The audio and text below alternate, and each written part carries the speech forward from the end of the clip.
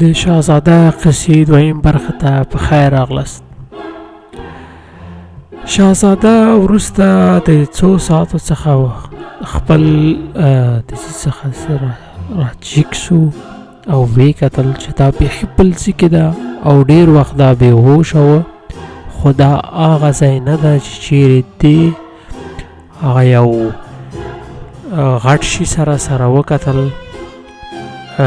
دا نو شاوخوا ته ګوري چې څه خبره ده، زه چیرې یم، څنګه زه دلته راغلم، چا راوستلم، او هغه لوړ حیوان یا هغه لوړ شی څه شو او هغې په ما څه وکړل. دا نو خپل همدغه سوالونه کې بوخت ده ځان سره او شاوخوا ته ګوري چې دا چیرې ده. خو هغه ځای څخه چې دا دلته راغلی، دې ځای کې دا ډېر پاک ځای ده او داسې یو ځای ده لکه ته چې وایې د قصر دننه ځای ده، خو هر شی ډېر پاک او دلته شمعې نه لګېږي، دلته خپله د دیوالونه رڼا ورکوي او ډېر یو پرمختللی سیستم ده. او دا چې شاوخوا ته ګوري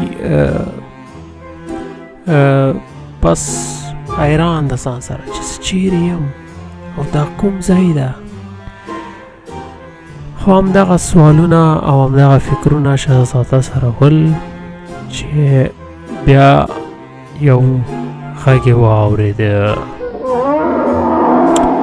او دې ویلې چې ښه، بیا دا شی یا دا حیوان را ما خواته راځي، څه وکړم. خو دا شهزاده ډېر یو هغه لوی ژړین درلوده، ډار پکې هېڅکله دې کې دومره نه و لکه څنګه چې اوس وروسته د دې پېژندنې څخه له دې حیوان څخه یا د دې شي څخه دې پر ځان کې لږ څه ډار پیدا سو. خو بیا هم دې دا ځان سره ویلې چې زه به ودرېږم او د دې څخه یو څو پوښتنې وکړم چې دا ما څخه څه غواړي او ولې زه دلته راوستلم.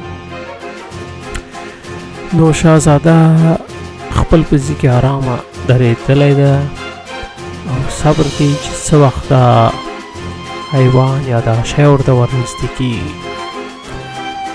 چې ګوري دیوال یو دم ورکېږي، د دیوال څخه همدا شی راوځي. دا حیرانه پاتې کېږي چې دا څه رقم جادو ده یا دا چی شی ده، دا څنګه دیوال ورک سو او دا دې را پیدا سو. نو دا نو حیرانه پاتې ده او په عین حال کې ډېر سوالونه هم د دې په ځان کې را پیدا شوي دي چې زه اوس کومې پوښتنې د دې څخه وکړم. یو دم دا شی راغلی ده یا دا حیوان شهزاده ته یې کتلي دي. زما ډېر خوښ شوې، ځکه تا کې ډار هېڅ نشته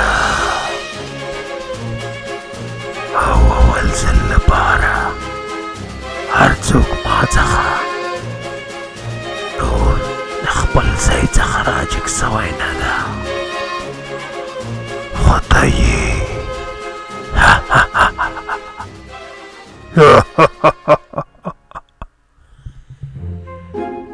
شهزاده په ځان کې داسې یو ډار او داسې یو لرزه راغله چې خپله شهزاده نه پوهېده څه وکړي، خو دې نه ښودله دې حیوان ته او دې ویې پوښتل چې تا زه ولې دلته راوستلم او دلته زه څه وکړم او څه دپاره او ته څوک یې او ته څنګه د دې دیوال څخه داسې راتېر شولې او دې شي ورته کتلي دي او ویلي دي بس بس بس بس بس دا ته زه هر شي سوال سبا در کوم، ته نن ستړی آرام وکړه. شهزاده ځان سره ویلي دي چې ښه چې شی به چې دا وایي زه به هماغه کوم، خو چې دا په ما کوم خطرناکه کار ونه کړي زه به سترګې د دې څخه نه لرې کوم او دې باندې به پام کوم. او دا حیوان یا دا شی ډېر ډېر تکړه و په ځان کې، یعنی چې 10 انسانانو سره هم دا کولی شي، یعنی زور وهي. او خو زه فکر کوم چې دا 10 کسانو سره هم ورته دې لپاره چې نو دا نور هم تکړه و، ځان ډېر غټ و د انسانانو څخه 10 ځله، او ډېر تیز هم و په خپل حرکتو کې. نو شهزاده د دې هر حرکت ته پام و چې دا څنګه خبرې کوي او څنګه حرکت کوي، او صرف غوښتل چې دا سوال ته وکړي چې دا څه نومیږي، خو هغه حیوان یا هغه شی پوه شو مخکې د دې نه چې دا سوال وکړي. زما نوم دی موتارو او زه ستا نوی دوست یم.